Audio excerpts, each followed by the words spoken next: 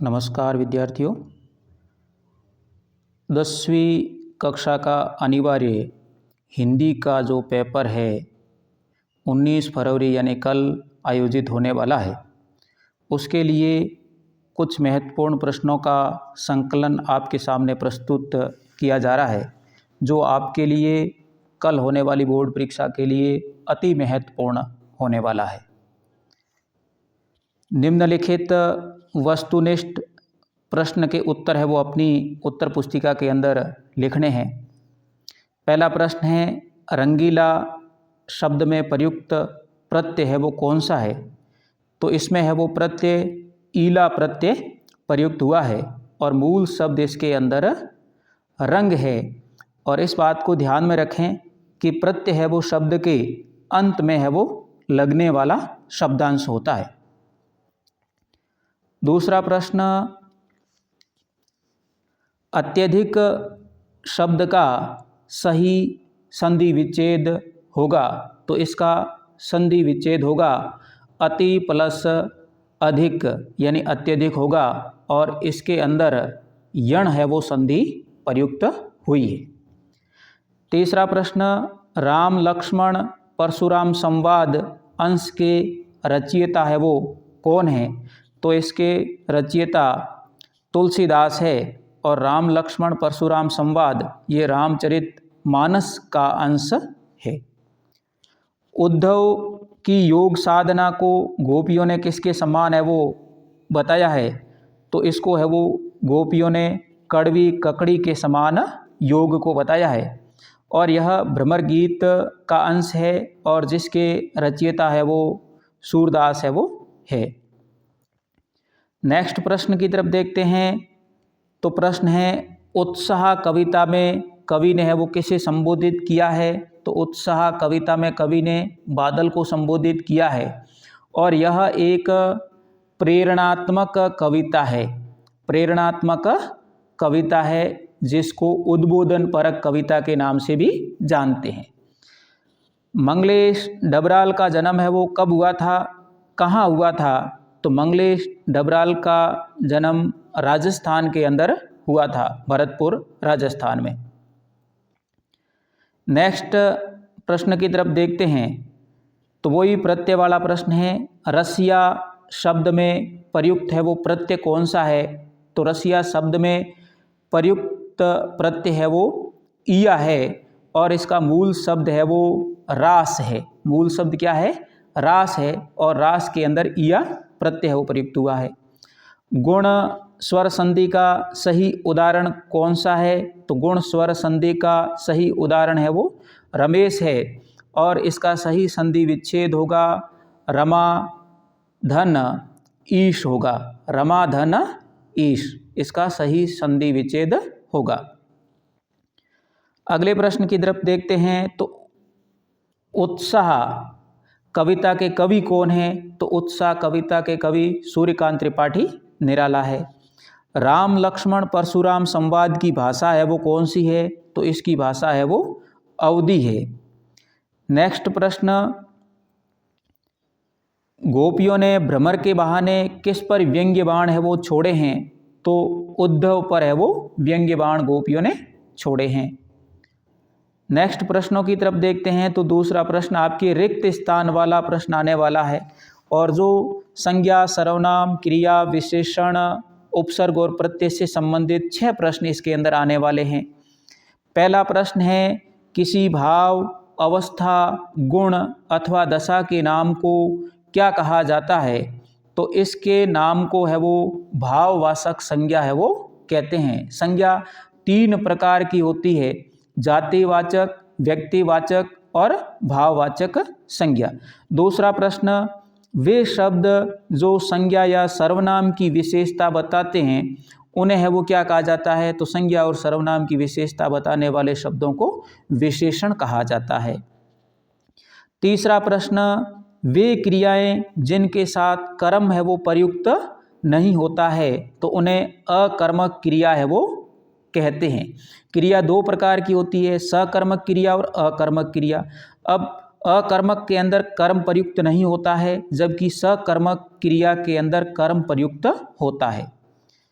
चौथा प्रश्न, वे रिक्त स्थान शब्द जो दो शब्दों, वाक्यांशों या वाक्यों को जोड़ते हैं उन्हें समुच्चय बोधक अव्यय कहते हैं। तो वही शब्द है वो कौन से है? वे संबंध बोधक शब्द होते हैं जो आपस में दो वाक्यों या शब्दों को जोड़ते हैं और उसे है वो समुच्चय बोधक अवयव कहते हैं। अगला प्रश्न, वे शब्दांश जो किसी शब्द के में लगकर नए अर्थ का बोध करवाते हैं उन्हें है वो प्रत्यय कहते हैं। तो प्रत्यय है वो किसी शब्द के कहाँ लगते हैं? तो प्रत्यय है वो शब्द के अंत में लगते हैं। कहाँ लगते हैं? अंत के अंदर लगते हैं और उन्हें प्रत्यय कहते हैं। हिंदी में उपसर्ग है वो कितने प्रकार के होते हैं? उपसर्ग है वो 3 प्रकार के होते हैं। एक तो हिंदी के उपसर्ग है, एक संस्कृत के उपसर्ग है और एक विदेशी उपसर्ग है। इस तरीके से हिंदी में उपसर्ग 3 प्रकार के होते हैं। अगला प्रश्न है, निम्नलिखित अपठित गद्यांश को पढ़कर दिए गए प्रश्नों के उत्तर है वो अपनी उत्तर पुस्तिका के अंदर लिखना है। बहुत ही सरल तरीके से अपठित गद्यांश के प्रश्न आपके परीक्षा के अंदर पूछे जाने वाले हैं। तो सर्वप्रथम आप अपठित गद्यांश को अच्छे ढंग से पढ़ लें और फिर इनके प्रश्नों के उत्तर देने का प्रयास करें। तो वर्तमान में राष्ट्र को शारीरिक दृष्टि से मजबूत, निर्भय तथा ऐसे नवयुवकों की आवश्यकता है जो अपने आप में, अपनी शक्ति में विश्वास करते हो। विवेकानंद की दृष्टि से नास्तिक वह है जो अपने आप में विश्वास नहीं करता। भारत के राष्ट्रीय आदर्श त्याग और सेवा को अपनाकर गरीबों, भूखों और पीड़ितों की सेवा में अपने को अर्पित करना ही राष्ट्र की सबसे बड़ी सेवा है। राष्ट्रभक्ति कोरी भावना नहीं है, उसका आधार विवेक और प्रेम है, जिसकी अभिव्यक्ति विवेकपूर्ण कार्य करते हुए बाहरी भेदभाव को भूलकर हर एक मनुष्य से प्रेम करने में देखी जा सकती है। विवेकानंद के उपदेश का ध्येय वाक्य है, उठो, जागो और तब तक रुको नहीं जब तक लक्ष्य प्राप्त न हो जाए। अब इसके प्रश्न दिए गए हैं कि प्रस्तुत गद्यांश का उचित है वो शीर्षक क्या होगा।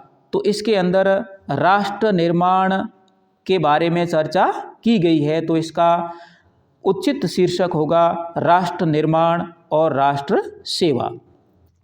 अगला इसी का प्रश्न है, वर्तमान में कैसे युवाओं की आवश्यकता है। तो यहाँ देखो, वर्तमान में राष्ट्र को शारीरिक दृष्टि से मजबूत, निर्भय युवकों की आवश्यकता है, यानी शारीरिक रूप से मजबूत और निर्भीक युवाओं की आवश्यकता है। नेक्स्ट प्रश्न की तरफ देखते हैं। तो राष्ट्र की सबसे बड़ी सेवा है वो क्या है। तो राष्ट्र की सबसे बड़ी सेवा के बारे में प्रश्न पूछा गया है। तो इसका उत्तर होगा कि भारत के राष्ट्रीय आदर्श त्याग और सेवा को अपनाकर गरीबों और भूखों और पीड़ितों की सेवा करना राष्ट्र की सबसे बड़ी सेवा है। गरीब, भूखे और पीड़ित लोगों की सेवा करना ही राष्ट्र की सबसे बड़ी सेवा है। चौथा प्रश्न है, विवेकानंद के उपदेश का ध्येय वाक्य क्या है। तो विवेकानंद का ध्येय वाक्य है, उठो, जागो, तब तक मत रुको जब तक आपको लक्ष्य प्राप्त न हो जाए। वैसे के वैसे उत्तर आपको इस गद्यांश के अंदर मिलने वाले हैं। राष्ट्र निर्माण, राष्ट्रभक्ति की भावना का आधार है वो किसे माना गया है। तो राष्ट्रभक्ति की भावना का महत्वपूर्ण आधार है वो विवेक और प्रेम को माना गया है। उत्तर आएगा विवेक और प्रेम। नेक्स्ट प्रश्न है, आस्तिक शब्द का विपरीतार्थक शब्द है वो गद्यांश में से छांट कर आपको लिखना है। तो यहाँ पर ये नास्तिक जो शब्द है यह आस्तिक का विपरीतार्थक यानी विलोम शब्द होगा। अब अगले प्रश्नों की तरफ चलते हैं। नेताजी की मूर्ति में क्या बात थी जो कैप्टन को खटकती थी।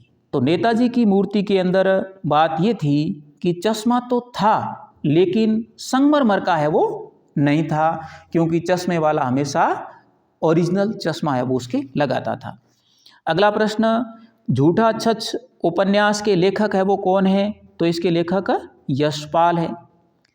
यह भारत पाक विभाजन की दास्तान पर लिखा गया उपन्यास है, इस बात का भी ध्यान रखें। बिस्मिल्लाह खां का बचपन का नाम है वो क्या था?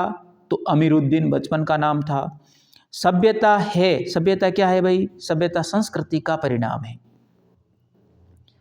नेक्स्ट प्रश्न, माता का आंचल किस उपन्यास का अंश है? तो माता का आंचल है वो देहाती दुनिया उपन्यास का अंश है।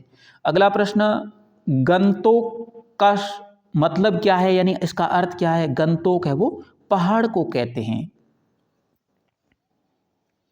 नेक्स्ट प्रश्न, रसिया शब्द में प्रयुक्त प्रत्यय क्या है? ईया है। गुण स्वर संधि का सही उदाहरण रमेश है। उत्साह कविता के कवि है कौन है? सूर्यकांत त्रिपाठी निराला है।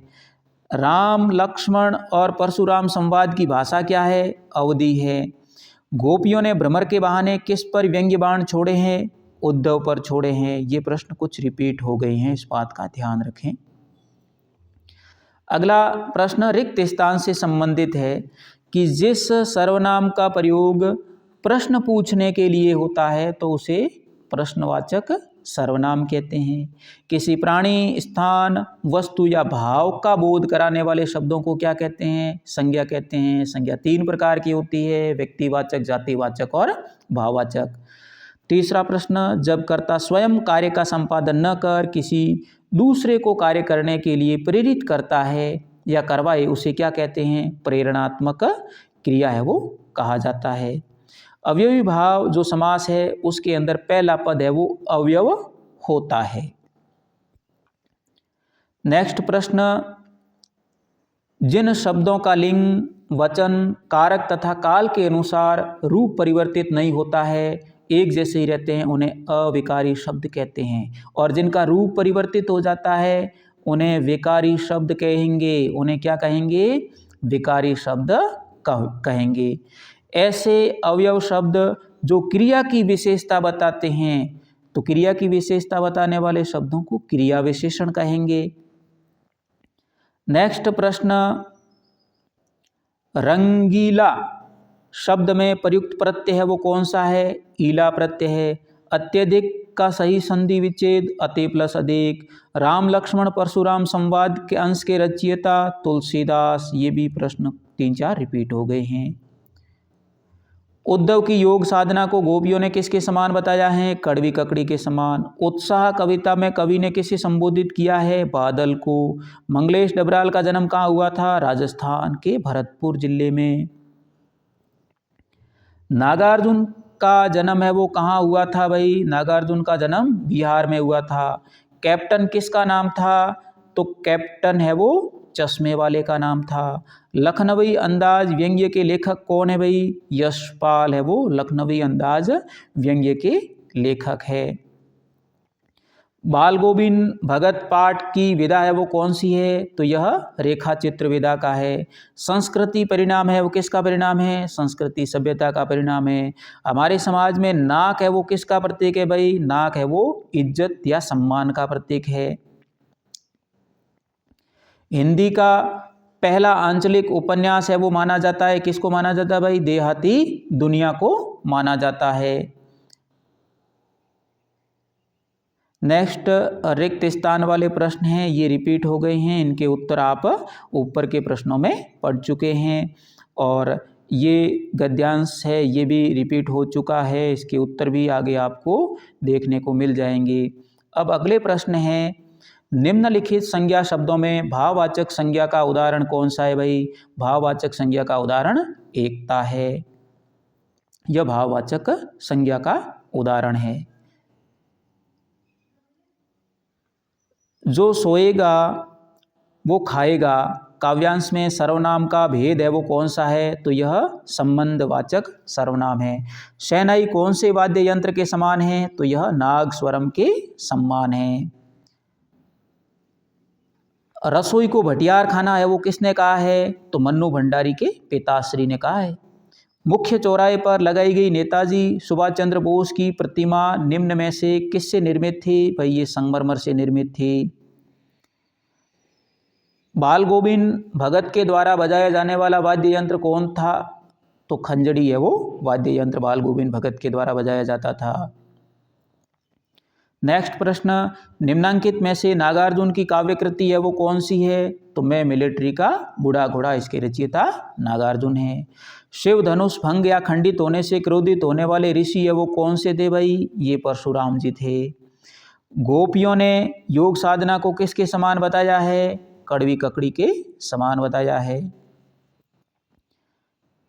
जयशंकर प्रसाद को मंगला प्रसाद पारितोषिक दिया गया था, किसके दिया गया था भाई? कामायनी के लिए दिया गया था, और कामायनी जयशंकर प्रसाद का एकमात्र महाकाव्य है। शिव पूजन सहाय को भोलानाथ कहकर कौन पुकारता था? तो उनके पिताजी है वो पुकारते थे। गाइड फिल्म की शूटिंग का स्थल है वो कौन सा है? गंगटोक है, जो कहाँ स्थित है भाई? सिक्किम में स्थित है। अगले रिक्त स्थान वाले कुछ प्रश्न आपके सामने हैं। 2 लीटर दूध वाक्यांश में विशेषण है वो कौन सा है भाई? ये परिमाणवाचक विशेषण है।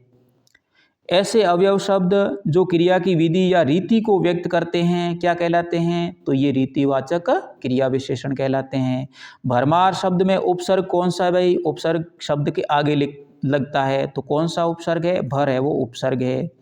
बिकाऊ में कौन सा प्रत्यय है? तो बिकाऊ में आऊ प्रत्यय है, प्रत्यय है वो अंत में लगता है।